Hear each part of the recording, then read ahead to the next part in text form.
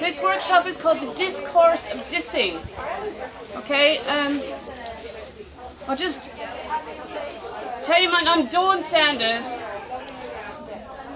I'm Dawn Sanders, and I'm a MA student journalist from Sheffield Hallam University, yeah? And I'm doing my portfolio, basically mainly about human rights and marginalized communities, etc. And I'm doing videoing this today, the presentation, to as part of my portfolio. So it's kind of important. I wrote 4 pages today, and I'm hoping people can just, maybe kind of take something on board and learn a little bit. So really, right now, there's a lot of talk about xenophobia, particularly, and the aspect of racism within xenophobia. But xenophobia actually means, within my piece, I'm saying xenophobia is about difference, and racism doesn't cover all difference. Okay, I'm going to have my assistant here, Becky. This is Becky. She's going to read what I've written today, and then I'll just talk a bit after that. Okay, and maybe take some Q&A. But Becky's going to read what I've written today. The Discourse of Dissing. As a writer, journalist, it's not just words that are important, but it's the occasions behind the words and their connotations. Discourse, written or spoken communication or debate, to speak or write authoritatively about a topic. So can take on a life of its own. Xenophobia, an unreasonable fear, distrust, hate of strangers, foreigners, anything perceived as foreign or different. Different being the key word here. So difference doesn't just hinge on someone's race or nationality. Difference is about being unusual, possibly even considered non-mainstream. What am I talking about? I'm talking about the poor cousin of racism, or what is possibly considered inferior to even homosexuality.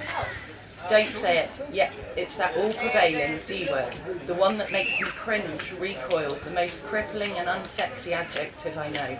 I'm talking about what many far too many describe as disabled.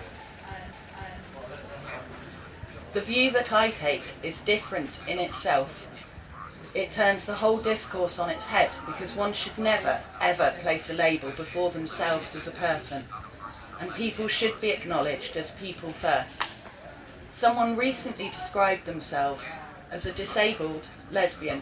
Is she not a person or lesbian first? Dis takes away implies that something is broken. The mouse on my laptop is disabled in that I've rendered it useless to me. As someone who uses a screen reader, I use the keyboard. Every time someone refers to themselves, to my mind, as disabled, they are implying that they are broken, useless, and placing a barrier before themselves as a person first and foremost. There is much to be said for self-handicapping in emphasising one's identity. This isn't meant to be a preaching exercise, but it's something I feel passionate about, so given that, I make no apologies. My identity as a woman and mother encapsulates my visual impairment, however not first among equals, which is an aspect of my person and identity, but does not define me as a person. Does my very existence feed on a label which suggests what I cannot do rather than what I can do? Hell no. So you get the gist. So what is at play here is a lot of institutionalised oppression. A child gets told at home and at school from an early age, you're disabled, you can't. A child needing extra support in class will stand out, having barriers between them and making friends. That is something which doesn't really change in adult life.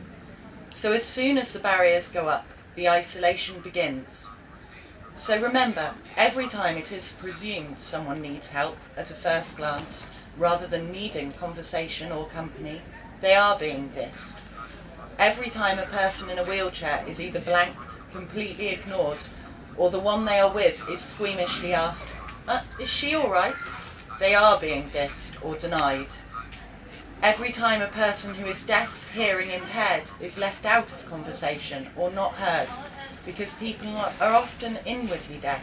They are being taken from.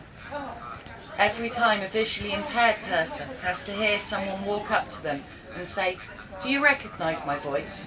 the visually impaired person faces disrespect and bloody ignorance. Dissing them and asking a stupid question based on the presumption that visually impaired people have photographic memories of 1 in 1,000 voices. Every time a visually impaired person is grabbed without being asked first, "Do you need help?" in getting on or off the bus, that VIP is being dissed. Does the grabber not realise they got up, got other people up, made cups of tea, and yet even got themselves to the bus? Why the hell would they not be able to get on or off? The point is, volumes and volumes can be written and talked about on how people are disempowered, discriminated against, subordinated, broken and presumed to be useless, unable to contribute to society. A whole section of society are being written off and dissed. The so-called social model that this discourse is based on is backwards. The model says we are what society perceives as. Well, I can't think of anything more backward and self-defeating. If someone tells me I'm ugly and smell bad, does that mean I'm supposed to take it on and to hate myself? If one is told to jump off a cliff, should they do it? The unspoken actions, reactions by people speak volumes. If one has to access extra funding from the state for additional support, for example to fund an assistant or support worker, the culture of dependency prevails, and is the damning and dissing of are perceived to be lesser someone. The group Disabled People Against the Cuts are not doing me any favours. Why aren't they demanding we get equal access to employment rather than whinging because benefits are being cut? Of course people should get what they are entitled to, but I don't want to get fat on the dole. I want real opportunity. I want an employer who will appreciate my talents and skills, not ask if I can manage the stairs or find the damn toilet. I want to live in a culture which recognises me and others with visible and invisible impairments, additional needs, as sexual beings, not asexual or incapable. All humans want to be loved and desired. I want conversation. Ask what I had for lunch, my star sign, or what I look for in the opposite or even same sex. Not, do I know where I'm going after I've gotten there? Because that is dissing, and I'll just challenge the stupidity to think. I'm going to take back my world, my identity, my future, my son's future, and if you diss me, I'll take back my power. I'll diss you right back. Okay. Oh.